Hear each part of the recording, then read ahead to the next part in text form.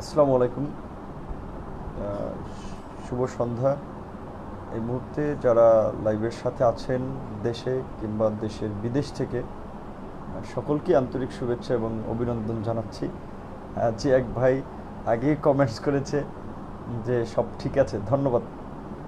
কারণ হচ্ছে আপনার দেখাতে পারলে দেখাতে পারতাম, হেডফোনটা একটু তার প্রবলেম আছে, এ কারণে অনেক সময় একটু কমেন্টস করে জেনে নেই যে কথাগুলো ক্লিয়ার শোনা যাচ্ছে কিনা।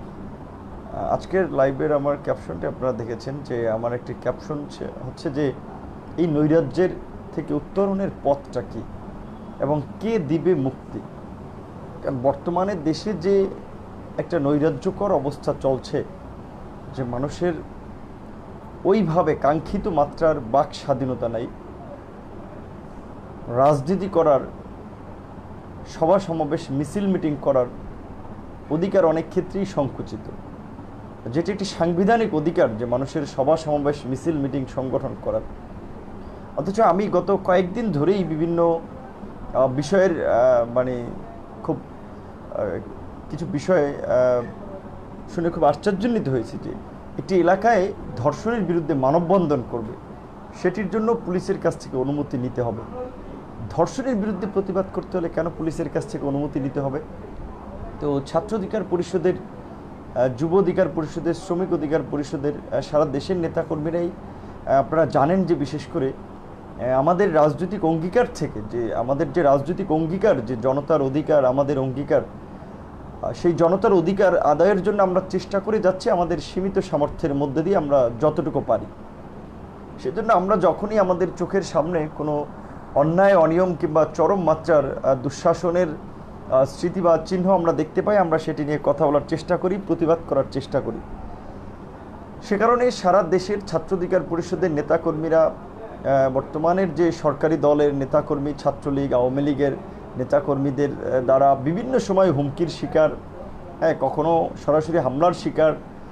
কিছুদিন আগেও আপনারা দেখেছেন নোয়াখালীর চর আন্ডার একটি ইউনিয়নে আমাদের যুব অধিকার পরিষদের কয়েকজন নেতাকর্মী, 30-35 জন হবে না, 20-25 জনের মতো তারা চা খাচ্ছিল। সেখানে যুবলীগের নেতাকর্মীরা অতর্কিতভাবে হামলা করেছে যে, এবং তাদেরকে হুমকি দিয়েছে যে তাদেরকে এলাকা ছাড়া করা হবে।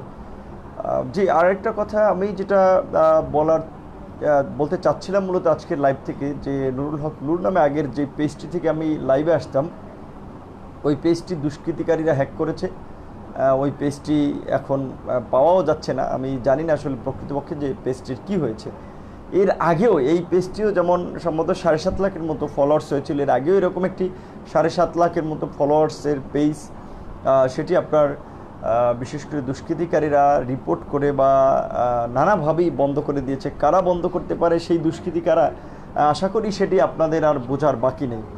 তো আজকে যে আমার এই পেজটি যে মানে হ্যাক হলো, বা আমি জানি না কী কারণে বন্ধ করে দেওয়া হলো, সেখান থেকে আমার একটা ধারণা যে, যেহেতু আপনারা দেখেছেন এই পেজে আমি পরশুদিন একটা লাইভ করেছিলাম, যে লাইভে যে আমাদের বিরুদ্ধে যে মিথ্যা, ভিত্তিহীন এবং উদ্দেশ্য প্রণোদিতভাবে যে মামলাটি দেওয়া হয়েছে আমাকে জড়িয়ে, যে মামলার সাথে আমি ন্যূনতম সংশ্লিষ্টতা নই বা সংশ্লিষ্ট নই, কিন্তু তারপরেও মিডিয়া কিংবা সারা দেশে যেভাবে আমাকে কালার করে মামলা দেওয়া হলো, যে ভিপি নূর বিরুদ্ধে ধর্ষণের মামলা, ভিপি নূরের বিরুদ্ধে ধর্ষণের অভিযোগ, অথচ ওই অভিযোগকারী শিক্ষার্থীর মামলা ছিল যে ভিপি নূর ধর্ষণ করেনি, ধর্ষণের বিচার না করায় ভিপি নূরের বিরুদ্ধে মামলা দেওয়া হয়েছে। অথচ মিডিয়া, বিশেষ সব মিডিয়া না, আমি বলবো যে কিছু মিডিয়া এবং কিছু মানে বলবো যে আসলে নীতি নৈতিকতাহীন সাংবাদিকও বটে, যে যারা এই কাজটি করেছে, যে আমাকেই একেবারে ধর্ষক বানিয়ে দিয়েছে। এবং মিডিয়ার হেডলাইন ভিপি নূর, যেখানে প্রধান আসামি হাসান আল মামুন, নাজমুল হাসান সোহাগ, সরাসরি তাদের বিরুদ্ধে ধর্ষণের অভিযোগ, সেখানে হাসান আল মামুনের নাম নাই ওইভাবে, নাজমুল হাসান সোহাগের নাম নেই ওইভাবে, সব জায়গায় ভিপি নূর, ভিপি নূর। কারণ হচ্ছে ভিপি নূরের নামটা জড়ালে এই নিউজের কাটতি ভালো হবে, ভিপি নূরের নামটা জড়ালে এইটার ভিউয়ার ভালো হবে, ভিপি নূরের নামটি জড়ালে এটা একটু চমকপ্রদ হবে। এইভাবে গত কয়েকদিন ধরেই আমার রাজনৈতিক তারা করেছে, একটি কুচক্রী মহল এবং আমার নামে গুজব ছড়িয়েছে, আমার সম্মানহানি করেছে। শুধু আমারই নয়, আমার আরও কয়েকজন সহযোদ্ধা যারা লাইভের সাথে আছেন তাদের প্রতি অনুরোধ থাকবে যে আজকের লাইভটি শেয়ার করার মাধ্যমে আমাদের দর্শক, শুভাকাঙ্ক্ষী, সমর্থক বা যারা আমাদের লাইভগুলো দেখে, কথা হচ্ছে শুনে তাদের কাছে পৌঁছে দিবেন। কারণ যেহেতু আগের সে 7.5 লাখের মতো ফলোয়ার্স হয়েছিল সেই পেজটিতে, সেই পেজটি যেহেতু হ্যাক হয়েছে বা ডিসেবল হয়ে গিয়েছে, আমরা জানি না আসলে প্রকৃতপক্ষে কী হয়েছে। নতুন এই পেজটি থেকে আপনারা সকল ধরনের আপডেট পাবেন, সেখানে সবাই যেন পেতে পারে। সেজন্য লাইভটি শেয়ার এবং শেয়ারের মাধ্যমে, লাইক শেয়ারের মাধ্যমে কানেক্টেড থাকুন। তো যেটি বলছিলাম যে দেখেন, এই অভিযোগকারী সেই শিক্ষার্থী বলেছে যে বিপিনুর ধর্ষক নয়, অথচ আমার সেই শহর থেকে গ্রামের সমস্ত জায়গার মানুষজনের কাছে রিপ্লাই দিতে দিতে আমি নিজেই এক প্রকারের আসলে হয়রানের শিকার। তারপরে আমাদের যে সহযোদ্ধা ঢাকা বিশ্ববিদ্যালয়ের ছাত্র অধিকার পরিষদের কর্মী আবদুল্লাহিল বাকি, যার বাবা একজন প্রাইমারি স্কুলের শিক্ষক, আজকে গ্রামে তারা মুখ দেখাতে পারছেন না যে তার বাবার বিরুদ্ধে, তার ছেলের বিরুদ্ধে ধর্ষণের মামলা হয়েছে। অথচ দেখেন তার বিরুদ্ধে যে অভিযোগটি ছিল যে তারা নাকি এই শিক্ষার্থীর বিরুদ্ধে কুৎসা রটিয়েছে, একই অভিযোগ ঢাকা বিশ্ববিদ্যালয়ের শিক্ষার্থী আমাদের ছাত্র অধিকার পরিষদের কেন্দ্রের যুগ্ম আহ্বায়ক সাইফুল ইসলাম এবং আপনার কি বলে আমাদের যে নাজমুল হুদার বিরুদ্ধেও। এই নাজমুল হুদার মা আমার কাছে এসেছিল, তার বাবা নাই, কান্নায় ভেঙে পড়েছিল। আমি কি দিয়ে তাকে সান্ত্বনা দেব আমি বুঝাতে পারছিলাম না। একটা ছেলে খুব কষ্ট করে, তার বাবা মারা গেছে, পড়াশোনা করছে, নিজের পরিবারকে সাপোর্ট দিচ্ছে, তারপরেও দেশের টানে মানুষের জন্য বলা চলে যে কাজ করার নিমিত্তে, দেশের গণমানুষের অধিকার আদায়ের জন্য তারা ছাত্র অধিকার পরিষদ করে এবং সমস্ত অন্যায়ের বিরুদ্ধে সোচ্চার থাকে। সেই জায়গা থেকে নাজমুল হুদারা কথা বলেছে ডাকসু নির্বাচনের স্বাধীনতা সংগ্রামও নির্বাচন করেছে এবং তিনি একজন মুক্তিযোদ্ধার সন্তান, অথচ তাকেও এই ভিত্তিহীন মামলায় জড়ানো হলো। এবং তার মা একজন বয়স্ক মানুষ, হার্টের রুগী। ওই দিনকে আমি খুব মানে কি বলে বা আমি আতঙ্কে ছিলাম যে আল্লাহ না করুক যদি আবার তার মা একটা হার্ট স্ট্রোক করে কী হবে পরিণতিটা। তারপর সাইফুল ইসলামের পরিবার একইভাবে তারা মানে আসলে একটা সামাজিকভাবেও বলা চলে একটা চাপের মুখে আছে, হেও প্রতিপন্ন হচ্ছে। অথচ এই ছেলেগুলোর বিরুদ্ধে কোনো অভিযোগ ছিল না। অভিযোগ আমরা বলছি যে তার প্রধান অভিযোগটা ছিল হাসান আল মামুন এবং নাজমুল সোহাগের বিরুদ্ধে। এবং আমরা যেই জিনিসটা ইতিমধ্যেই জানতে পেরেছি যে নাজমুল সোহাগের সাথে তার বিয়ের কথাটি মোটামুটি আলোচিত ছিল বা বিয়ের কথাটি মোটামুটি চূড়ান্ত ছিল। নাজমুল সোহাগ তার পরিবারের সাথে যোগাযোগ ছিল, পারিবারিকভাবে তাদের যাতায়াত ছিল। সেটি হচ্ছে আমাদের যে ছাত্র অধিকার পরিষদের যে তদন্ত কমিটির প্রধান বিনিয়ামিন মোল্লার সাথে যে অভিযোগকারীর ভাইয়ের যে ফোনালাপটি আমরা ফাঁস হতে দেখেছি, সেখান থেকে আমরা জানতে পেরেছি। এবং অভিযোগকারীর ভাষ্য মতে যে হাসান আল মামুনের সাথেও তার প্রেমের সম্পর্ক ছিল। বাস্তব কথা হচ্ছে এটি আমি আপনি সামাজিকভাবে মেনে নেই বা না নেই, এদেশের কৃষ্টি কালচারে সেটিকে স্বীকৃত দেখ আর না দেব, এদেশে অনেকগুলো ঘটনা হয়ে থাকে যে দেখা যায় আপনার প্রেমের সম্পর্ক থেকে অনেক সময় শারীরিক সম্পর্ক কিংবা নানা ধরনের অন্তরঙ্গ অবস্থায় বা অন্তরঙ্গ সম্পর্কেও তারা জড়িত হয়। কিন্তু দেখা যাচ্ছে যে বিশেষ কিছু কিছু ক্ষেত্রে যখন এই সম্পর্কের অবনতি ঘটে তখন সেই পূর্বের ঘটনাগুলো যেগুলো মিউচুয়ালি হয়েছিল বা পারস্পরিক সম্মতিতে হয়েছিল, সেই সব ঘটনাকে অনেকে ধর্ষণের ঘটনা বলে আখ্যায়িত করার চেষ্টা করে। কিছুদিন আগে আপনারা দেখেছেন যশোরের সম্ভবত আপনার একটি ধর্ষণের মিথ্যা মামলায় আপনার মায়ের সাজা হয়েছে, কারণ তারা জায়গা জমি নিয়ে বিরোধ, সেখানে আপনার ধর্ষণের মতো একটি অভিযোগে মামলা করেছিল এবং সে কারণে আপনার সেই অভিযোগকারীর মাকে আপনার 5 বছরের কারাদণ্ড দিয়েছে আদালত। তো এটি আমি মনে করি খুবই ইতিবাচক এবং যে বিশেষ করে যারা অন্যায়ভাবে কাউকে হয়রানি করতে চায় তাদেরও তো একটা পানিশমেন্টের আওতায় আনা উচিত। এই যে বিরোধী দলের নেতাকর্মীরা, ভিন্ন মতের মানুষগুলো শত সহস্র মিথ্যা মামলায় তারা জর্জরিত, যে কি বাসে আগুন দিয়ে মানুষ মেরেছে, ককটেল মেরেছে, নাশকতার প্ল্যান করতেছিল, অথচ এই অভিযোগগুলো একেবারেই ভিত্তিহীন। আমার দেখা মতে কয়েকটি ঘটনা আমি দেখেছি যে ছাত্রদলের কয়েক নেতাকর্মী তারা আপনার একবার সেগুন বাগিচায় সেলুনে চুল কাটতেছিল, সেখান থেকে তাদেরকে তুলে নিয়ে গিয়ে তাদের বিরুদ্ধে নাশকতার মামলা দিল। ঢাকা বিশ্ববিদ্যালয়ের শিক্ষার্থী হওয়ার সুবাদে অনেক দেখেছি যে ঢাকা বিশ্ববিদ্যালয়ে ভিন্ন মত করার কারণে বা ছাত্রলীগের বিরুদ্ধাচরণ করার কারণে অনেক সাধারণ শিক্ষার্থী কিংবা অনেক অন্যান্য দলের শিক্ষার্থী তাদেরকে আপনার শিবির ছাত্রদল মানে অভিযোগ দিয়ে ট্যাগ দিয়ে তাদের বিরুদ্ধে মামলা দিয়েছে, নাশকতার মামলা দিয়েছে, ক্লাস করতে এসেছে সেই শিক্ষার্থীকে ধরে। তো এই যে মিথ্যা মামলা দিচ্ছে, হয়রানি দিচ্ছে, এর তো একটা প্রতিকার হওয়া দরকার। যে এখন আমি যদি বলি যে আমাকে একজনে হত্যার হুমকি দিয়েছে, সেটার যদি কোনো আমি তথ্য প্রমাণ উপস্থাপন করতে না পারি, অবশ্যই আমার পানিশমেন্ট হওয়া দরকার। ঠিক একইভাবে অন্যান্যরাও যদি এই ধরনের ভিত্তিহীন অভিযোগ তোলে কারো চরিত্র হননের জন্য, কারো সামাজিক অবস্থান, রাজনৈতিক অবস্থানকে নষ্ট করার জন্য উদ্দেশ্য প্রণোদিতভাবে কারো কাছ থেকে টাকা পয়সা খেয়ে কিংবা কারো প্ররোচনায়, সেক্ষেত্রে অবশ্যই তাদের বিরুদ্ধেও তো ব্যবস্থা নেওয়া উচিত। তো সেই জায়গা থেকে সকলের প্রতি অনুরোধ থাকবে যে আমরা যখন কোনো অন্যায়ের বিরুদ্ধে প্রতিবাদ করব, কারো বিরুদ্ধে প্রতিবাদ করব বা কারো পক্ষ নেব, আমরা যেন প্রকৃত পক্ষে ঘটনাটি জেনে, ঘটনা আদ্যোপান্ত জেনে আমরা যেন মন্তব্য করতে চেষ্টা করি।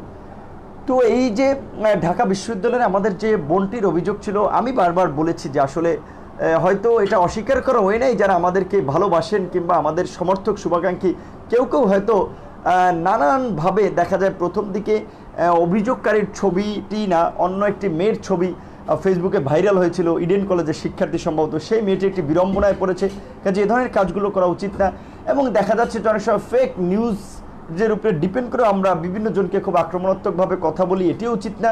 সোশ্যাল মিডিয়াতে অন্তত পক্ষে আমাদের একটু শালীনভাবে, মার্জিতভাবে, রুচিশীলভাবে আলোচনা করা উচিত, একটা বিষয়ে কমেন্টস করার দরকার। সেই বিষয়ে আমি সকলের দৃষ্টি আকর্ষণ করব, বিশেষ করে আমার শুভাকাঙ্ক্ষী সমর্থকদেরকে বলবো, যে কোনো বিষয় আপনি যদি সেটার বিপক্ষে যান, আপনি তথ্য প্রমাণ দিয়ে, যুক্তি দিয়ে কথা বলবেন, মূর্খের মতো নয় কিংবা অজ্ঞদের মতো নয়, দলকানাদের মতো নয়। আমরা কথা বলবো যুক্তি দিয়ে, তর্ক করব তথ্য প্রমাণ দিয়ে। কাজে আশা করি সেই বিষয়টি আপনারা মাথায় রাখবেন। আর সেই ক্ষেত্রে আমাকে অনেক সাংবাদিক কমেন্টস করেছিল, ফোন করে জানতে চেয়েছিল যে আজকেও ওই ঢাকা বিশ্ববিদ্যালয়ের অভিযোগকারী শিক্ষার্থী একটি মামলা দিয়েছে, সেই বিষয়ে আমার প্রতিক্রিয়া কী। আমি বলেছি, আমার প্রতিক্রিয়া আমি শুরুতেই বলেছি যে এই মামলাটি হচ্ছে আমাকে জড়ানো হয়েছে একেবারেই রাজনৈতিক উদ্দেশ্য প্রণোদিতভাবে, আমাদের সংগঠনকে প্রশ্নবিদ্ধ করার জন্য, আমার কাজকে বিঘ্নিত করার জন্য, আমার রাজনৈতিক প্রক্রিয়াকে বাধাগ্রস্ত করার জন্য। কারণ আপনারা জানেন যে বর্তমানে যে এই ভারতের তাবেদার সরকার যে ভারতের পৃষ্ঠপোষকতায় সেই 111-এর মাধ্যমে ক্ষমতা এসেছে, এবং ক্ষমতা এসে তারা বাংলাদেশের বিচার ব্যবস্থাকে দলীয়করণ করেছে, প্রশাসনকে দলীয়করণ করেছে, বিশ্ববিদ্যালয় থেকে শুরু করে সচিবালয় সমস্ত জায়গায় তারা দলীয়করণ করেছে। এবং এর মধ্যে দিয়ে বাংলাদেশে তারা একটা যেটা বলে যে অশুভ রাজনীতির প্রচলন ঘটিয়েছে, যে কারণে আমরা দেখতে পাচ্ছি যে আজকে আপনার সেই নোয়াখালীর দেলোয়ার বাহিনীর মতো কুখ্যাত বাহিনীর জন্ম হচ্ছে, এবং পুলিশ কর্মকর্তা কিংবা আইনশৃঙ্খলা বাহিনীর মধ্যে আজকে সেই প্রদীপ গং, ওসি মজেম, বামনার ওসি ইলিয়াস, কিংবা ময়মনসিংহ কোতোয়ালি থানার ওসি ফিরোজ, কিংবা নারায়ণগঞ্জের 7 মার্ডারে অভিযুক্ত র্যাব এবং সেনা কর্মকর্তাদের অভিযুক্ততা আমরা দেখতে পাচ্ছি। কারণ বর্তমান সরকার, এটা আমি আগেও বলেছি যে তারা আপনার সুপরিকল্পিতভাবেই বাংলাদেশে একটা ওয়ান পার্টি স্টেট বা একনায়কতান্ত্রিকভাবেই দেশকে পরিচালনা করতে চায়। সে কারণেই তারা প্রথম যেটি করেছে যে বাংলাদেশের অন্যতম বিরোধী দল বিএনপিকে নানাভাবে মামলা দিয়ে কোণঠাসা করেছে। বিএনপি প্রধানকে জেলে নিয়ে তারা দেশের সমস্ত মানুষকে উপরে একটা তুড়ি মেরে দিয়েছে যে বেগম জিয়ার মতো মানুষকেই তারা জেলে রাখতে পারে, অন্যায়ভাবে কারাগারে রাখতে পারে, সেখানে আমি ভিপি নূর কিংবা আরেকজনে কি সাধারণ মানুষ। তারা এই মেসেজটি মানুষের মাঝে দিয়েছে এবং সেই ক্ষেত্রে তারা সফল হয়েছে। তো সেই জায়গা থেকেই আসলে তারা ভেবেছে যেখানে বেগম জিয়ার মতো মানুষকেই আপনার কারাগারে রেখেছে, সেখানে অন্যরা কি। সেখানে আমরা দেখতে পেয়েছি কিছুদিন আগে আপনার চ্যানেল আইয়ে ক্ষমতাসীন দলের এক নেতার একটি মন্তব্য শুনেছি যে তিনি বলেছেন যে ভিপি নূরের পরিণতি বেগম জিয়ার মতো পরিণতি হতে পারে। তো আমি ওই ভাইটিকে, ওই রাজনৈতিক নেতৃবৃন্দকে সবিনয়ে জানতে চাই যে ভিপি নূরের পরিণতি বেগম জিয়ার মতো হলো, কয়েক জেলে নিলেন, কয়েক বছর জেল খাটলো, আপনাদের পরিণতি কী হবে সেটা কি একবার ভেবেছেন? এই যে দেশে যে একটা গুম খুনের রাজত্ব কায়েম করেছেন, দেলোয়ার বাহিনী ওসি প্রদীপ গং তৈরি করেছেন, আজকে প্রশাসনের মধ্যে দলীয়করণ করে, যেখানে আজকে পুলিশের একজন ওসি সেনাবাহিনীর একজন কর্মকর্তাকে মারে, আজকে পুলিশের একজন এসআই থানায় নির্যাতন করে একজন মানুষকে মারে, যে সিলেটের ঘটনাটি সারা দেশকে নাড়িয়ে দিয়েছে। এর আগে আমরা বরগুনায় দেখেছি যে থানা হেফাজতের আপনার পুলিশি নির্যাতনে যুবকের মৃত্যু।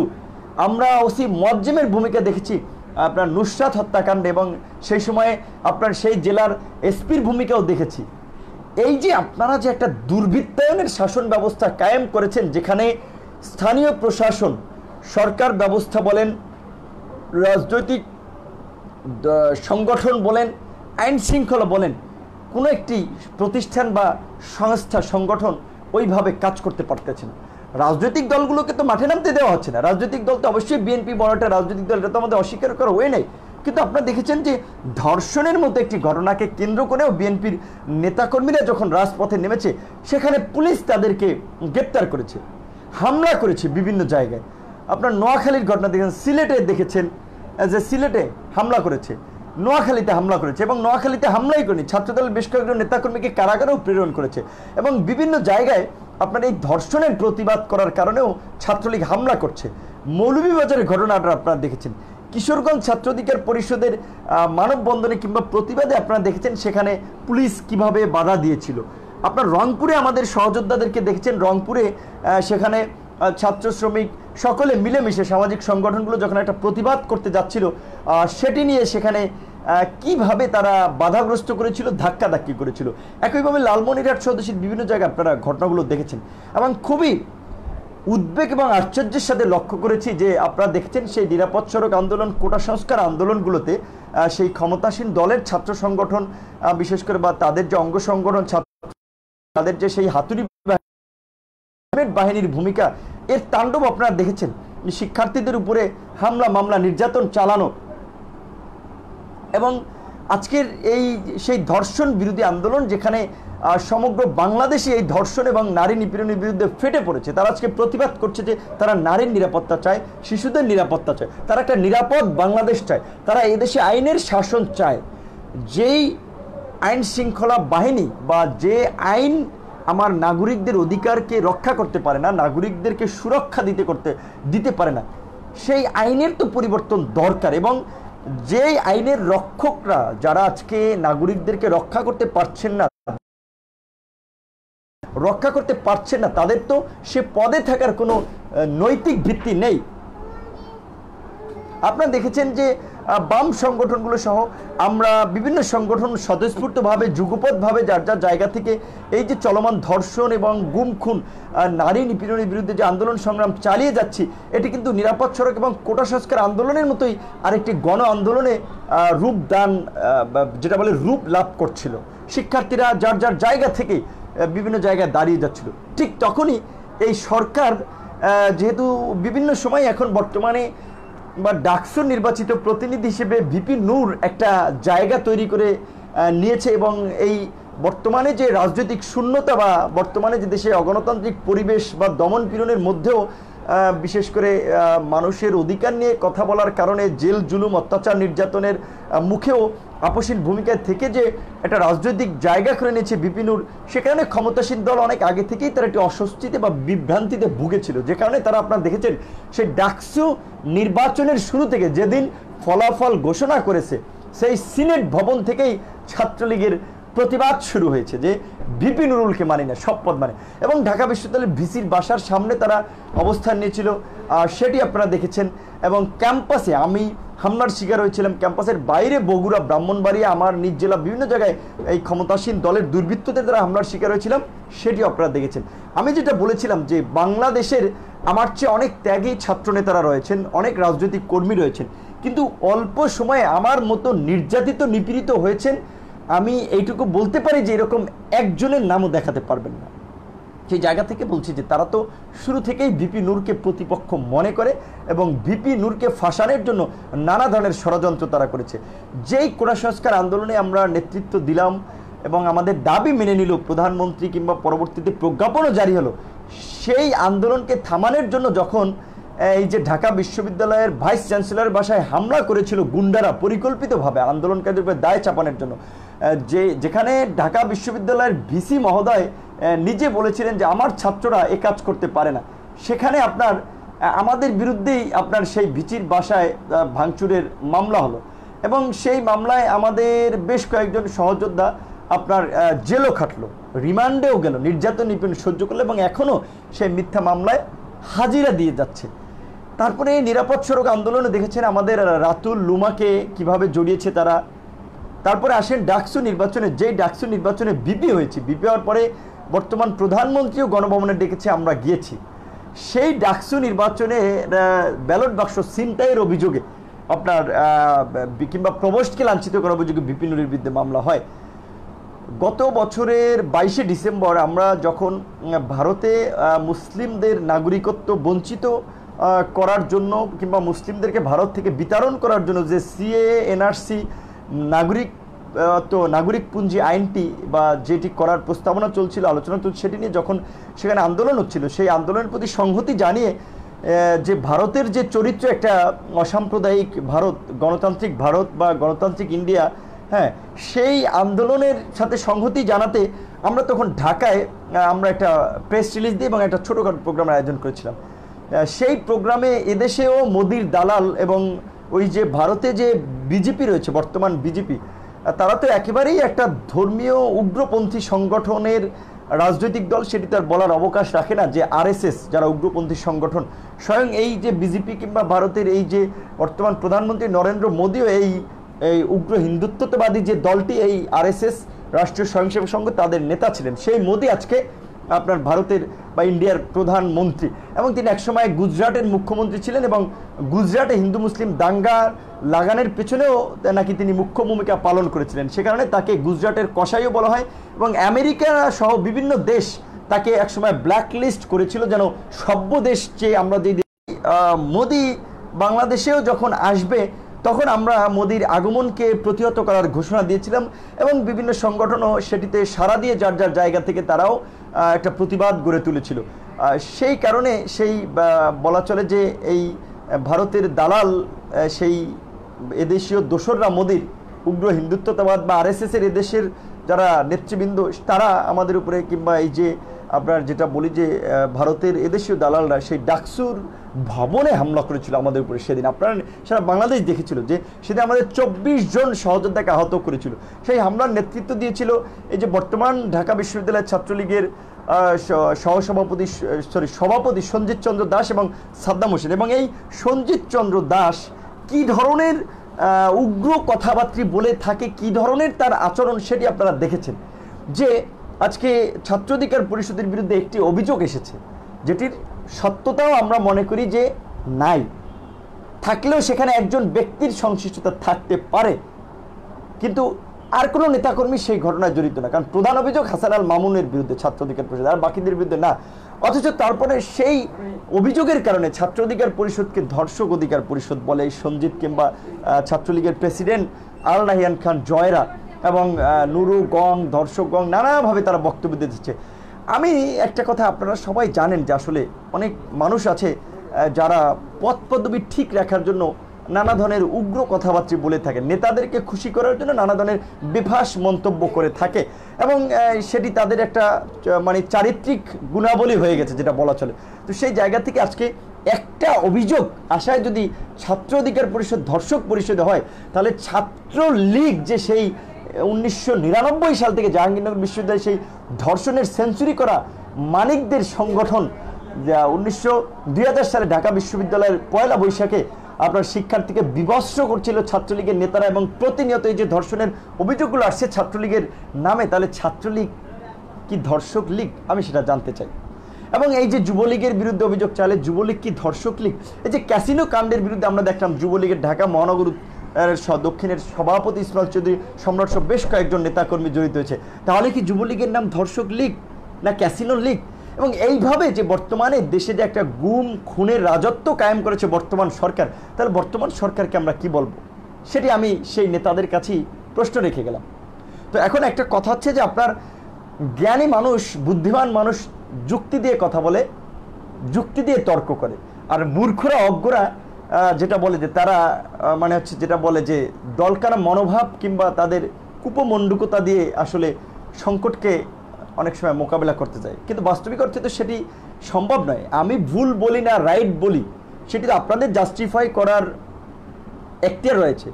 আজকে এই যে কিছু উগ্র নেতারা খুব ক্ষমতায় আছে দেখে খুব বাহাদুরি দেখায় যে বিপি নূরদের পেছনে 50টাও ছেলে পেলে নাই, এই যে কথাটি বলেছে, এটি কোনো সুস্থ মানুষের কথা বলে আপনারা বিশ্বাস করেন? এগুলো পাগল ছাড়া কোনো ভালো মানুষ বলতে পারে? বা বিকৃত মস্তিষ্কের মানুষ ছাড়া, দলকানা মানুষ ছাড়া কেউ বলতে পারে হাজার হাজার মানুষ নিয়ে তো মিছিল করেছি? তো যাই হোক, আমরা তাদের কাউন্টারে যাব না, সেটি নিয়ে কথা বলবো না। আমরা একটা জিনিস বলতে চাচ্ছি যে কে কি বললো সেটি আমাদের মুখ্য বিষয় না বা বিবেচ্য বিষয় না। আমরা আমাদের লক্ষ্য উদ্দেশ্য নিয়ে কতটুকু কাজ করতে পারছি এবং আমরা আমাদের লক্ষ্য উদ্দেশ্যে আছি কিনা সেটি আমাদের মুখ্য বিষয়। সে কারণে আমি ছাত্র অধিকার পরিষদ, যুব অধিকার পরিষদ, শ্রমিক অধিকার পরিষদের নেতৃবৃন্দের প্রতি একটা আহ্বান জানাবো যে আপনারা ইতিমধ্যেই জেনেছেন যে আমাদের নতুন ধারার যে রাজনৈতিক দল বিনির্মাণের অংশ হিসেবে আমরা নাগরিকদের নিয়ে একটা নাগরিক প্ল্যাটফর্ম ঘোষণা করার জন্য সিদ্ধান্ত নিয়েছি, যে বাংলাদেশ গণ অধিকার পরিষদ নামে। তো আপনি ইতিমধ্যেই অবগত আছেন। কাজেই এখানে কোনো কারণে ধরেন ভিপি নূরের নামে মামলা হয়েছে, যদিও সেই মামলার ভিত্তি নাই, তো যেহেতু আওয়ামী লীগের নেতারা টিভি টক শোতে বলেই দিয়েছেন যে ভিপি নূরের পরিণতি বেগম জিয়ার মতো হতে পারে, সেক্ষেত্রে আপনাদেরকে শক্ত হতে হবে, দৃঢ় মনোবলের অধিকারী হতে হবে। যে ভিপি নূরকে যদি গ্রেপ্তার করে 6 মাস, 1 বছর, 2 বছরই রাখলো, কিন্তু ভিপি নূরের যে উদ্যোগটা আজকে ভিপি নূরের যে প্রয়াসে, যে আজকে আপনাদের সহযোগিতায় যে তার সহযোদ্ধারা যে এগিয়ে যাচ্ছে, দুর্বার গতিতে এগিয়ে যাচ্ছে। কারণ আপনি দেখেন যে 1.5 বছরে আমাদের ডাকসু নির্বাচনের আগে তো আমরা আন্দোলন কেন্দ্রিক সংগঠন ছিলাম বা বিভিন্ন বিষয় নিয়ে আন্দোলন সংগ্রাম করেছি, কিন্তু ডাকসুর নির্বাচনের পর থেকেই তো আমরা রাজনৈতিক আমাদের পথ চলে। সে যে 1.5 বছরের মধ্যে ছাত্র অধিকার পরিষদ, ছাত্রদের নিয়ে একটা সংগঠন করেছি, যুবকদের নিয়ে একটা যুব সংগঠন, যুব অধিকার পরিষদ গঠন করেছি, শ্রমিকদের নিয়ে একটা সংগঠন, শ্রমিক অধিকার পরিষদ গঠন করেছি, ডাক্তার, ইঞ্জিনিয়ার, উকিল সহ বিভিন্ন পেশাজীবীদের নিয়ে একটা পেশাজীবী পরিষদ, আপনার পেশাজীবী অধিকার পরিষদ গঠন করতে পারছি। এই 1.5 বছরে কোন সংগঠন এইভাবে এগিয়ে গেছে? এবং আল্লাহর রহমতে সারা বাংলাদেশের একেবারে শহর থেকে গ্রামে সমস্ত জায়গায় কিন্তু আমাদের এই সংগঠন, ভিপি নূরের উদ্যোগ, রাজনৈতিক উদ্যোগ, ছাত্র অধিকার পরিষদের উদ্যোগ, যুব অধিকার পরিষদের উদ্যোগ কিংবা কোটা সংস্কার আন্দোলনকারীদের উদ্যোগ, রাজনৈতিক উদ্যোগ, এটি কিন্তু আমরা পৌঁছে দিতে পেরেছি। কাজেই নেতাকর্মীদের প্রতি বিনীত অনুরোধ থাকবে যে আপনাদেরকে ধৈর্য ধরতে হবে এবং কৌশলের সাথে পরিস্থিতি মোকাবেলা করতে হবে। কৌশলের বিকল্প নেই।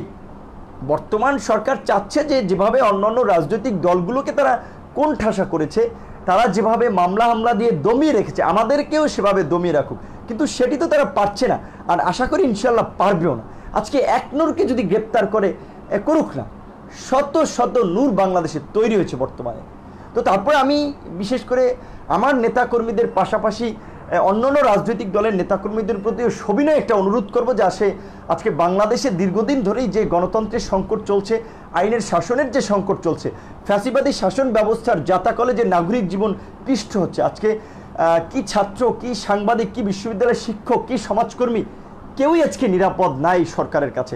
যেটা জাফরুল্লাহ চৌধুরী কিছুদিন আগে প্রেস ক্লাবের একটি বক্তব্য বলছে যে আমরা কেউই নিরাপদ না। আমিও সেটা বলি যে দেখেন আজকে কে নিরাপদ বলেন? এই করোনাকালীন সময়ে যেভাবে মিথ্যা এবং ভিত্তিহীন মামলায় যেভাবে আপনার বিভিন্ন শ্রেণী পেশার মানুষকে যেভাবে আপনার কারারুদ্ধ করলো, মিথ্যা মামলা দিয়ে হয়রানি করলো, আপনারা তো সবাই দেখেছেন। এই মামলাগুলো যে সব অভিযোগে করা হয়েছিল, সেগুলো যে একটা ঠুনকো অভিযোগ, সেটা তো আর বলার অবকাশ রাখে না, আপনারা তো দেখেছেন। তারপরে এই যে বর্তমানে যে ধর্ষণের মহামারী দেশে চলছে, এই যে দেলোয়ার বাহিনীর, যেটা বিভিন্ন গণমাধ্যমের সংবাদে উঠে এসেছে যে এই দেলোয়ার বাহিনীর নোয়াখালীর বিভিন্ন ইউনিয়ন ভিত্তিক গড়ে উঠেছে এবং এর পেছনে রাজনৈতিক দলের নেতারা মদত দিচ্ছে। এবং এই দেলোয়ার বাহিনী, আজকে নোয়াখালীর ঘটনাটি চাঞ্চল্যকর বিদেশ সেটি আলোচনা এসেছে, কিন্তু এই দেলোয়ার বাহিনী কিন্তু সারা বাংলাদেশেই রয়েছে বর্তমান ক্ষমতাসীন দলের ছত্রছায়ায়। এবং এই দেলোয়ার বাহিনীর কাজ হচ্ছে যে ভোটের সময় কেন্দ্র দখল করা, বিরোধী দলের নেতাকর্মীদেরকে ঘর বাড়ি ছাড়া করা, হামলা করা, কিংবা বিরোধী দল কিংবা ভিন্ন মতের নাগরিকদের যখন কোনো সভা সমাবেশ হবে, মিছিল মিটিং হবে, সরকারের বিরুদ্ধে প্রতিবাদ হবে, তখন সেখানে হামলা করা।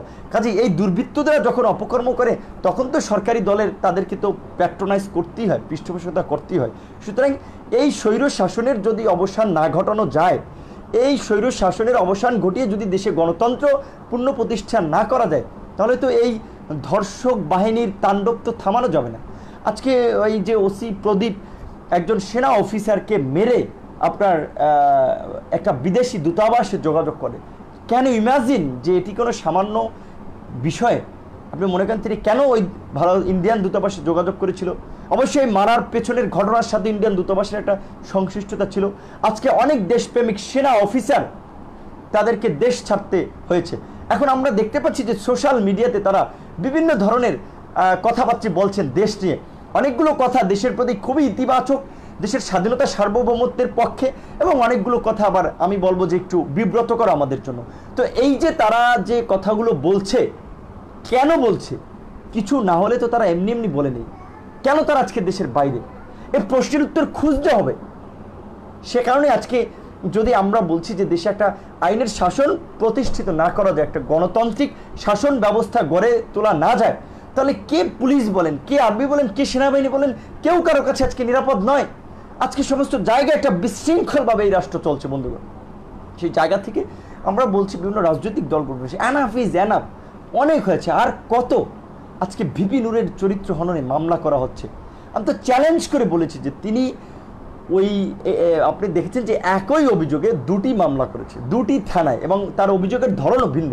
প্রথম মামলায় লালবাগ থানায় যে মামলাটি করেছেন সেখানে তিনি করেছেন একভাবে, দ্বিতীয় মামলাটি করেছেন আরেকভাবে। অর্থাৎ প্রথম মামলা যেহেতু বিপিনুরের বিরুদ্ধে অভিযোগটি খুব জোরালো না, সেখানে দ্বিতীয় মামলায় খুব জোরালো একটা অভিযোগ করেছেন যে পরস্পর যোগ সাজে যে অপহরণ করে তাকে ধর্ষণের সহযোগিতা করেছে। দেখেন যে আমি মানে পরস্পর যোগ সাজেছে, অপহরণের, ধর্ষণের মতো একটা ঘৃণ্য মামলায় আমাদের সম্মান হানি করলো, যে এতগুলো ছেলের আমাদের যে রাজনৈতিক জায়গাকে প্রশ্নবিদ্ধ করলো, তার কোনো আপনাদের কাছে মূল্য নাই। আজকে এই যে তথাকথিত আপনার দু একটি সংগঠন কিংবা বিতর্কিত ব্যক্তিরা আজকে এটা নিয়ে খুব আপনার ফেব্রিকেটেড করে নিউজ প্রকাশ করতেছেন বা এটা নিয়ে খুব মাতামাতি করতেছেন।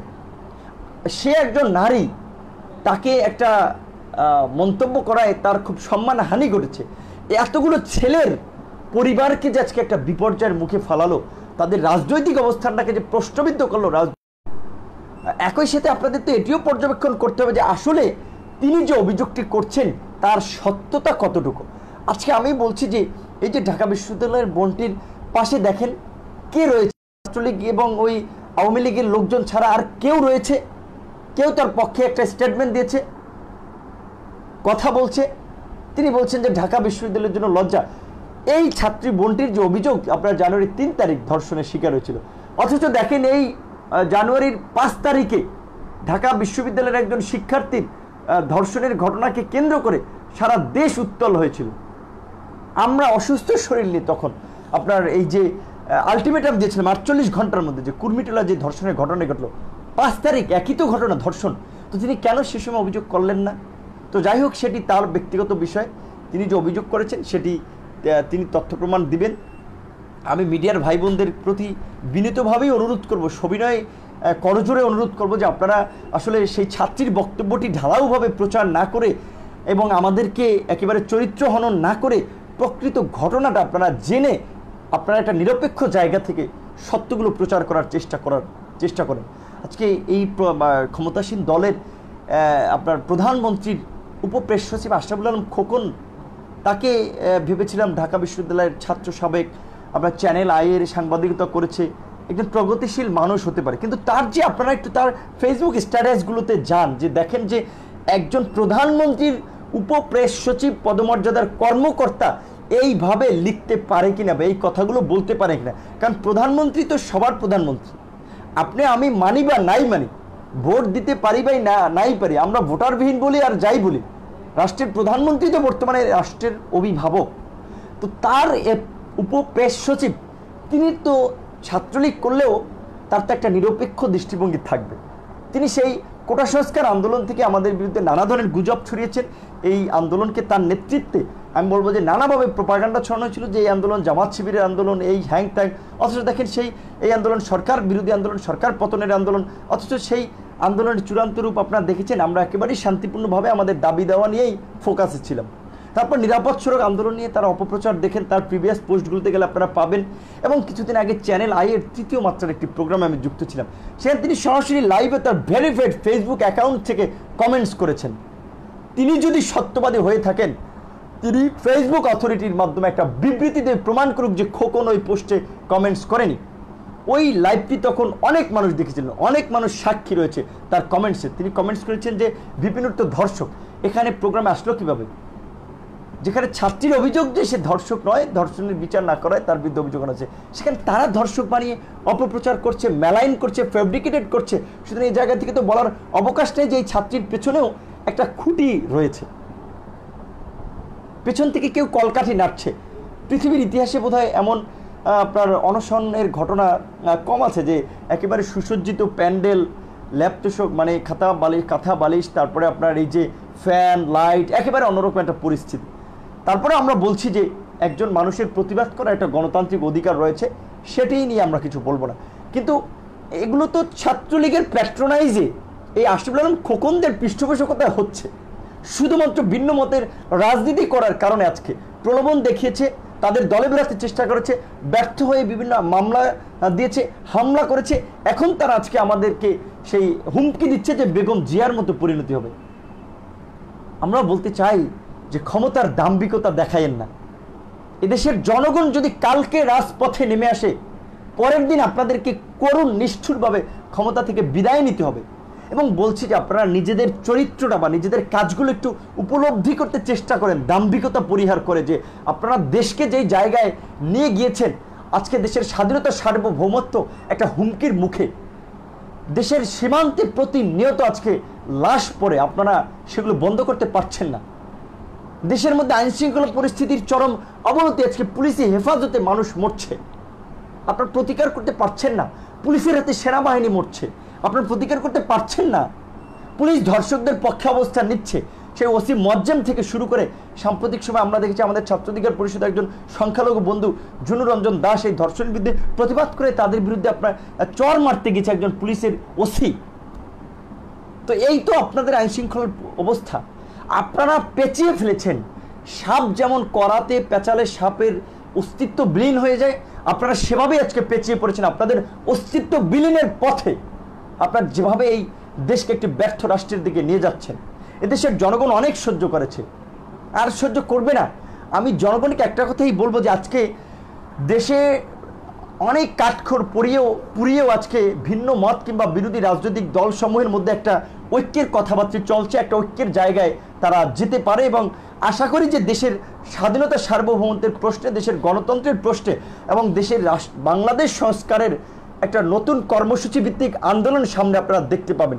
সেই আন্দোলনে বাম ডান যারাই আন্দোলনের ডাক দেখ, সেখানে যদি দেশের মানুষের অধিকারের কথা থাকে, বিচার বিভাগের স্বাধীনতার কথা থাকে, গণমাধ্যমকে স্বাধীন গণমাধ্যমের কথা থাকে, নাগরিকদের অধিকার নিশ্চিতের কথা থাকে, সর্বোপরি বাংলাদেশের স্বাধীনতা সার্বভৌমত্বকে অক্ষুণ্ণ রাখার কথা থাকে, গণতন্ত্রকে প্রাতিষ্ঠানিক রূপদানের কথা থাকে, আপনারা সেই আন্দোলনে অংশগ্রহণ করবেন।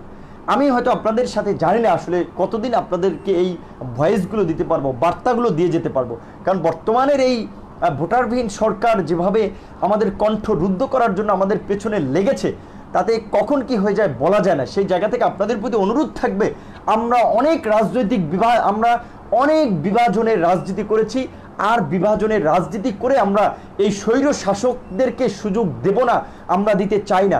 এই স্বৈর শাসনের মাধ্যমে আমরা বাংলাদেশের আইন শৃঙ্খলা ব্যবস্থাকে ধ্বংস হতে দিতে চাই না। এই স্বৈর শাসনের মাধ্যমে আমরা জনগণের ন্যায় বিচার থেকে জনগণকে বঞ্চিত করতে চাই না। এই স্বৈর শাসনের মাধ্যমে আমরা আজকে একটি পরাধীন গণমাধ্যম কিংবা একটি নিয়ন্ত্রিত গণমাধ্যম আমরা চাই না। এই স্বৈর শাসনের মাধ্যমে আমরা দেশের স্বাধীনতা সার্বভৌমত্বকে আজকে আর হুমকির মুখে দেখতে চাই না। সে কারণে আপনাদের প্রতি জোরালো অনুরোধ থাকবে যে বাম ডান যেই রাজনীতি করেন না কেন, আজকে বাংলাদেশের প্রশ্নে, বাংলাদেশের মানুষের প্রশ্নে কিছু মৌলিক দাবি দেওয়ার ভিত্তিতে যেন আমরা সবাই একটা ঐক্যবদ্ধ আন্দোলনের দিকে ধাবিত হই। অন্যথায় এই দেশের মুক্তি নাই, এই জাতির মুক্তি নাই। আজকে বাস্তব কথা বিএনপি একটা বড় রাজনৈতিক দল হতে পারে, তারা এককভাবে এই জাতির মুক্ত করতে পারবে না। বর্তমানের যে দৈত্য দানবীয় যে স্বৈর শাসন জাতির ঘাড়ে চেপে বসেছে এবং বিদেশি মদতপুষ্ট তারা, সে কারণে একটা গণ আন্দোলন তৈরি করতে হবে এবং সেই গণ আন্দোলনে অবশ্যই সকল রাজনৈতিক দলের একটা অংশগ্রহণ থাকতে হবে। এবং আমরা বারবার বলবো যে এই সরকার কিন্তু জনগণের দৃষ্টিকে ভিন্ন খাতে প্রবাহিত করার জন্য আপনার এক সময় তারা আপনার একটা ইস্যু ক্রিয়েট করে, সেদিকেও আপনাদেরকে সচেতন থাকতে হবে। যে বিষয়টি আমরা বলছি যে সরকারের ছুড়ে দেওয়া ইস্যু নয়, বরং জনগণের দাবি দেওয়া সম্বলিত ইস্যুতে সরকারকে কম্প্রোমাইজ করতে বাধ্য করতে হবে, সরকারকে মেনে নিতে বাধ্য করতে হবে। যেমন আপনি দেখেন, আমরাও এই ধর্ষণের যে কার্যকরী আইনটি সেটি করার জন্য, বর্তমান আইনের সংশোধন করার জন্য এবং ধর্ষিতা যেন বিচার পেতে পারে, আইনের প্রতিকার পেতে পারে এবং এই ব্যর্থ স্বরাষ্ট্রমন্ত্রীর পদত্যাগ সহ নানান দাবি আমরা করেছি। বাম সংগঠনগুলোর দাবি, আমাদের দাবিগুলো কিন্তু প্রায় সেম। কাজে এই যে আমাদের মধ্যে একটা বলা চলে যে একটা কমন আন্ডারস্ট্যান্ডিংয়ের জায়গা দেশের স্বার্থে মানুষের সাথে, এই জায়গাটা থাকতে হবে। ঠিক এই জায়গা থেকে আমি বলবো আজকে বাম ডান সকলে আজকে ঐক্যবদ্ধ হন। অন্যথায় এই বিচ্ছিন্নভাবে আমরা প্রেস ক্লাব, শাহবাগ, বিভিন্ন জায়গায় যার যার দলের ব্যানার নিয়ে যদি দাঁড়াই বলি যে এই সরকার 30শে ডিসেম্বরের মানুষের ভোটাধিকার 29 তারিখ হরণ করে তারা একটি কলঙ্কিত নির্বাচন করেছে, এই সরকার ক্ষমতার উদ্ভাবন করেছে নোয়াখালীর 4 সন্তানের জননীকে ধর্ষণের মাধ্যমে, সুতরাং এরা ধর্ষকের পৃষ্ঠপোষক, কাজ হবে না কোনো, যদি না আমরা একটা ঐক্যবদ্ধ জায়গা আসতে না পারি। কাজী বন্ধুগণ, আপনার প্রতি বিনীত অনুরোধ থাকবে, দেশের অনেক ক্ষতি আমরা করেছি, আমাদের জাতীয় ঐক্য গঠন না হয় দয়া করে আপনারা এখন একটা জাতীয় ঐক্যর প্রক্রিয়ার দিকে যান। এবং আশা করি যে এই যে ছাত্র তরুণদের যে নতুন রাজনৈতিক সংগঠন বাংলাদেশ গণ অধিকার পরিষদ, সেই রাজনৈতিক ঐক্য গঠনের ক্ষেত্রে একটা অগ্রণী ভূমিকা পালন করবে। এবং সেক্ষেত্রে আবারও বলছি যে আজকে ছাত্র অধিকার পরিষদ নেতা রাশেদ, মামুন, নূর, ফারুক, মশিউদ, মাহফুজ, অমুকে তমুকে কিংবা যুব অধিকার পরিষদের আতাউল্লাহ, কে জেলে গেল, কে গ্রেপ্তার হলো, সেটি নিয়ে হাই হুতাশ করা যাবে না। আপনাদের লক্ষ্য উদ্দেশ্য অবিচল থাকতে হবে, মনোবল অটুট রাখতে হবে, গণতান্ত্রিক আন্দোলন সংগ্রামের দিকে ধাবিত হতে হবে, জনগণকে সাথে নিয়ে জনগণের মধ্যে গণজাগরণ ঘটিয়ে তুলতে হবে, জনগণকে জাগাতে হবে। এবং আমরা দৃঢ়ভাবে বিশ্বাস করি এবং এটাই বাস্তবতা, জনগণ যদি একবার জেগে ওঠে, পৃথিবীর কোনো শক্তি নাই যে এই ভোটারবিহীন সরকারকে আপনার ক্ষমতায় রাখার। এবং আমরা এই যে দেখতেছি বর্তমানে দেখেন আজকে দ্রব্যমূল্যের ঊর্ধ্বগতির কারণে আজকে জনজীবন বিপর্যস্ত, আলু পেঁয়াজ সহ সবজির বাজারে আগুন, যেটা এই কয়েকদিন মানে যেহেতু বাসায় কিছু ছোট ভাই ব্রাদার থাকে তাদের নিয়ে খাওয়া দাওয়া করতে হয়, বাজার করতে গিয়ে হিমশিম খাচ্ছি যে এত ব্যয়বহুল জীবনভার আমরা কিভাবে আপনার ব্যয়ভার বহন করব। আমাদের তো সেই ইনকাম নাই। আজকে 1 কেজি আলু যখন 50 টাকা হয়ে যায়, 1 কেজি টমেটো কেনা লাগে যখন 150 টাকা, কাঁচামরিচ যখন 200 টাকা, পেঁয়াজের কেজি যখন 100 টাকা, এই ধরনের নানাভাবে যখন দ্রব্যমূল্যের দাম ঊর্ধ্বগতি, অথচ এই পেঁয়াজ কিংবা আলুর মতো এই পণ্যগুলো আমাদের দেশে যে উৎপাদন তাতেই মোটামুটি আমরা স্বয়ংসম্পূর্ণ, শুধুমাত্র সঠিক ম্যানেজমেন্ট না থাকার কারণে কিন্তু এই দ্রব্যমূল্যর ঊর্ধ্বগতি হচ্ছে। বাজার মনিটরিং না থাকার কারণে কিন্তু এই অসাধু সিন্ডিকেট ব্যবসায়ীরা জনগণকে জিম্মি করে তারা হাজার হাজার কোটি টাকা ব্যবসা করে নিচ্ছে এবং জনজীবন আজকে একটা হুমকির মুখে পড়েছে। আপনারা দেখেছেন সেই আলোচিত ঘটনা সিনহা হত্যাকাণ্ড, সেই সিনহা হত্যাকাণ্ডের বিচার কি হচ্ছে আমরা জানি না। সেই ঘটনাগুলো যেন ধামা চাপা না পড়ে সেদিকে আমাদের লক্ষ্য রাখতে হবে। বুয়েটের মেধাবী ছাত্র আবরার ফাহাদ যে শিক্ষাঙ্গনে ছাত্রলীগের দুর্বৃত্তদের সন্ত্রাসের একটা মানে হচ্ছে জ্বলন্ত উদাহরণ আমাদের সামনে, ভারতীয় আগ্রাসনের বিরুদ্ধে একটা প্রতীক, সেই সংগ্রামী চেতনাকে আমাদের সকলের মাঝে ছড়িয়ে দিতে হবে। আজকে পলাশীর মোড়ে ডাকসুর সমাজসেবা সম্পাদক আবরার স্মৃতি সংসদের আহ্বায়ক আবরার হোসেন একটি স্মৃতিস্তম্ভ করেছিল, সেটি আপনারা দেখেছেন। এই স্বৈরাচারের ফ্যাসিবাদীরা এই স্বৈরাচারের দোষটা গুড়িয়ে দিয়েছে। বুয়েটের মেধাবী ছাত্র আবরার ফাহাদ খুন হয়েছে ছাত্রলীগের হাতে, এটি তো কোনো মিথ্যা ঘটনা নয়। তাকে তো জামাত শিবির খুন করেনি, বিএনপি খুন করেনি, তাকে তো ছাত্রলীগ খুন করেছে। তার স্মৃতিকে আমরা জাগ্রত করে রাখার জন্য আমরা একটা স্মৃতিস্তম্ভ করলাম। কেন সেটি পুলিশ কিংবা দলের লোকজনরা ঘুরিয়ে দিল? এই আবরারের স্মৃতি সংসদের, এই আবরার ফাহাদের স্মৃতিস্তম্ভকে যারা ঘুরিয়ে দিয়েছে, আমরা মনে করি তারা এই প্রজন্মের রাজাকার, তারা বাংলাদেশের স্বাধীনতার শত্রু, তারা বাংলাদেশের গণমানুষের শত্রু, তারা বাংলাদেশের স্বাধীনতা সার্বভৌমত্বের জন্য হুমকি। যে আজকে ছাত্রলীগের, অবশ্যই আমি একেবারে ঢালাওভাবে ছাত্রলীগ সন্ত্রাসীদের সংগঠন, সবাই ছাত্রলীগের সন্ত্রাস করে সেটি বলবো না। ছাত্রলীগের মধ্যে অনেক ভালো মানুষ রয়েছে, কিন্তু তাদের সংখ্যাটা সীমিত বা তারা কোণঠাসা। তো সেই ছাত্রলীগেরও মধ্যে একটা সংশোধন আসতো যে এই আবরারের স্মৃতি দেখে যে না, আমাদের নেতাকর্মীদের হাতে খুন হয়েছে আবরার, কাজে আমাদের চরিত্রের পরিবর্তন আনতে হবে। অথচ সেই স্মৃতিস্তম্ভটাকে ভেঙে ঘুরিয়ে দিল।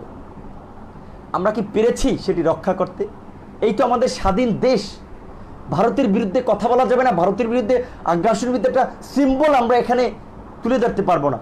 কিন্তু আমরা ধন্যবাদ জানাই ডাকসুর সমাজসেবা সম্পাদক আক্তার হোসেন একটা আহ্বান জানিয়েছিল যে ওরা পলাশীর মোড়ে আবরার ফাহাদ স্মৃতিস্তম্ভ ভেঙে ফেললেও সারা বাংলাদেশের ঘরে ঘরে আবরার ফাহাদ স্মৃতিস্তম্ভ তৈরি করবেন, এবং আপনারা ইতিমধ্যেই সেই ডাকে সাড়া দিয়েছেন, সেজন্য আপনাদেরকে ধন্যবাদ জানাই। পরিশেষে আরেকটি কথা বলেই আজকের লাইভ থেকে শেষ করব, এবং যারা এতক্ষণ লাইভের সাথে ছিলেন অসংখ্য ধন্যবাদ এবং কৃতজ্ঞতা জানাই। আবারও বলবো, যেহেতু আগের পেজটি দুষ্কৃতিকারীরা আপনার হ্যাক করেছে, আপনারা জানেন যে এই পেজটির একটি লাইভকে কেন্দ্র করেই মামলা হয়েছে। কাজী এই আপনার পেজটি সম্ভবত হয়তো এই যারা আমাদের বিরুদ্ধে মামলা দিয়েছে বা যারা আমাদের বিরুদ্ধে সবসময় সাইবার হ্যারাসমেন্ট করে থাকে তাদের পৃষ্ঠপোষকতায় তারাই হয়তো হ্যাক করেছে বা ডিজেবল করেছে। সে কারণে বর্তমানে এই পেজটি থেকে আমার সমস্ত আপডেট পাবেন। লাইভটি শেয়ারের মাধ্যমে আমাদের সহযোদ্ধা শুভাকাঙ্ক্ষীদের কাছে আমাদের তথ্যগুলো পৌঁছে দিবেন। আর যে কথাটি বলতেছিলাম, আজকে আমি একটা সংবাদ দেখেছি অনলাইনে যে ডিইউজে, ঢাকা সাংবাদিক ইউনিয়ন সম্ভবত ডিইউজে, তো তারা মানে বলেছে যে ভিপি নূর যে আপনার ৭১ যে বয়কটের যে আমরা ডাক দিয়েছি সেটার কারণে বলছে যে ভিপি নূর গণমাধ্যমের শত্রু হতে পারে এবং সেটির তারা আমার বক্তব্য প্রত্যাহারের আহ্বান জানিয়েছে। আমার জায়গা থেকে আমি বলবো যে আমি যেই বক্তব্যটি দিয়েছি সেটি সজ্ঞানে সচিত্তেই দিয়েছি, যে কারণ ৭১ টিভির অনুষ্ঠান আমি দীর্ঘদিন পর্যালোচনা করেছি। সেখানে আপনার কাছে হয়তো ৭১ ভালো মনে হতে পারে, কিন্তু আমার কাছে তাদের নিউজের অ্যাঙ্গেলগুলো মনে হয়েছে যে জনমনে একটা বিভ্রান্তির তৈরি করে এবং অনেকগুলো ঘটনাকেই তারা, অনেকগুলো নিউজকেই তারা মেলাইন বা ফেব্রিকেটেড করে প্রচার করে, যেটা আমাদের জন্য ক্ষতি করে। এবং বিশেষ করে তারা এই সরকারি দলের পক্ষপাতিত্বমূলক একটা সংবাদ সবসময় পরিবেশন করার চেষ্টা করে। সেই জায়গা থেকে বলছি যে এ ধরনের গণমাধ্যমগুলো হচ্ছে স্বাধীন গণমাধ্যমের পথে অন্তরায়। সে কারণেই আমরা বলেছি যে অন্তত একটা সামাজিক বয়কটের ডাক দিয়েছে আমার জায়গা থেকে, আমার ফ্যান ফলোয়ার্সদেরকে আমি বলেছি। কিন্তু আপনি বর্জন করবেন না কি করবেন সেটা আপনাদের বিষয়, কিন্তু আমাদের জায়গা থেকে আমরা বলছি ফেসবুকে তাদের পেজ কিংবা ইউটিউব চ্যানেল আনসাবস্ক্রাইব করা সেটা আমাদের সাংগঠনিক সিদ্ধান্ত বা আমার ফ্যান ফলোয়ার্সদের, সেটা ঢাকা সাংবাদিক ইউনিয়নের কোনো বিষয় না। কাজে আমি বলবো যে আপনারা ভিপি নূরের পিছনে না লেগে আজকে যে আপনাদের সাংবাদিক দম্পতি সাগর রুনি হত্যাকাণ্ডর বিচার এই দীর্ঘ ৮ বছরে হচ্ছে না, ৭৪ বার মামলার প্রতিবেদন পেছাচ্ছে, সেটি বিচারের দাবিতে আপনারা সরব হন। আপনাদের সহকর্মীদেরকে যে এই করোনাকালীন সময়ে যে ডিজিটাল নিরাপত্তা আইনে মামলা দিয়ে তাদেরকে হয়রানি করছে, তাদের জীবনকে বিপন্ন করছে, সেটি নিয়ে আপনারা সরব হন। আপনাদের সহকর্মী সাংবাদিক কাজলকে যে আপনার ক্ষমতাসীন দলের একজন নেতার বিরুদ্ধে সংবাদ পরিবেশন করায়, তাকে যে রাষ্ট্রীয় গুম বাহিনী দিয়ে গুম করানো হলো, তারপর আমরা সীমান্তের ওপারে পেলাম, এই আপনার সেই সহকর্মীর পাশে দাঁড়ান আপনারা। ভিপি নূরের পিছনে আপনাদের বিষয়ে কথা না বললেও হবে। এবং আপনারা বন্ধুদেরকে আমরা বলবো যে দেখেন, কিছুদিন আগে যে আমাদের 5 সহযোদ্ধা নিখোঁজ হয়েছিল, আমরা যেটা জানতে পেরেছি তাদের 4 জনকে যে আপনার আইন শৃঙ্খলা বাহিনীর পরিচয় বা ডিবি তুলে নিয়ে গেছিল, কিন্তু তারা শুরুর দিকে অস্বীকার করেছিল, কিন্তু পরবর্তীতে আবার 2 জনকে ঠিকই তারা গ্রেপ্তার দেখেছে এবং বাকিদেরকে ছেড়ে দিয়েছে। তো তাদেরকে যদি গুম করতো আমরা কি করতাম?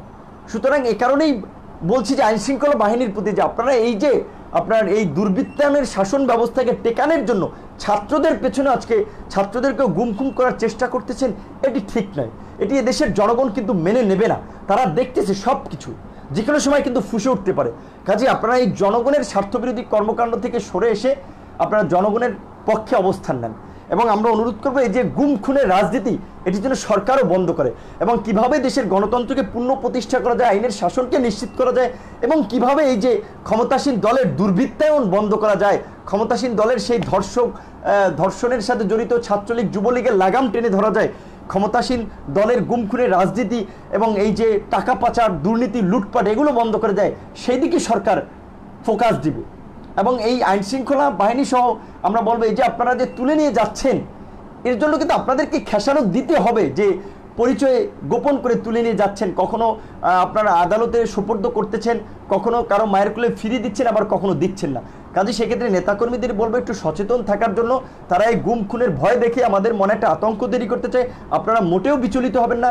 আপনারা যে আমাদের যে রাজনৈতিক কর্মকাণ্ড সেটিতে আপনারা অটুট অবিচল থাকবেন এবং সংগঠনকে এগিয়ে নেওয়ার জন্য যা করা দরকার সেটি করবেন। সেক্ষেত্রে ভিপি নূর গ্রেপ্তার হলে আপনার গণতান্ত্রিক প্রক্রিয়ায় যে লড়াই সংগ্রাম করা যায় সেই লড়াই সংগ্রাম করবে, কিন্তু ভিপি নূর গ্রেপ্তার হলেই যে সব কিছু বন্ধ করে দিতে হবে, আতঙ্কে ঘরে বসে থাকতে হবে, এটি নয়। কয়েকজনকে গ্রেপ্তার করবে। আর আমি দৃঢ়ভাবে বিশ্বাস করি যে আমরা এই সংকটের সময় আমরা অসংখ্য মানুষের সমর্থন পেয়েছি, তাদেরকে আমরা ধন্যবাদ জানাই। যারা যে এই বিপদের দিনে আমাদের এই বিপদের সময় আমাদের পাশে দাঁড়িয়েছে, তাদের প্রতি আমরা কৃতজ্ঞতা প্রকাশ করি।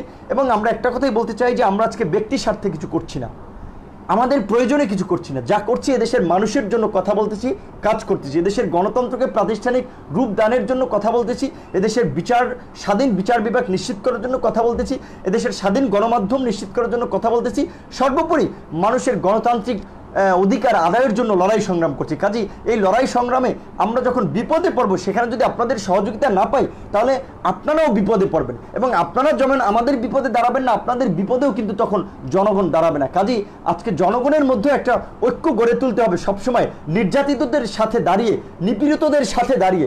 এবং আমরা যে স্লোগানটি তুলছি যে নিপীড়িত জনতা গড়ে তোলো একতা, ছাত্র যুবক জনতা গড়ে তোলো একতা। কারণ আজকে ক্ষমতাসীন দল আওয়ামী লীগ এবং এই যে আওয়ামী লীগের সুবিধাভোগীরা ছাড়া সমস্ত জনগণই আজকে অশান্তিতে, সমস্ত জনগণই আজকে এই সরকারের নির্যাতন নিপীড়নের শিকার। তো সর্বশেষ এই আহ্বানটি জানাবো, আজকে দেশের স্বার্থে, জনগণের স্বার্থে সবাই ঐক্যবদ্ধ হন। আশা করি যে অন্তত আমরা এই স্বৈর শাসন বেশি দিন দীর্ঘায়িত হবে না, যদি আমরা জনগণ ঐক্যবদ্ধ হতে পারি, এবং তাদের পতন সময়ের ব্যাপার, যদি আমরা জনগণ ঐক্যবদ্ধ হতে পারি। সেই জনগণকে ঐক্যবদ্ধ হওয়ার আহ্বান জানিয়ে আজকের মতো এখানে শেষ করছি। ধন্যবাদ, সকলে ভালো থাকবেন, সুস্থ থাকবেন।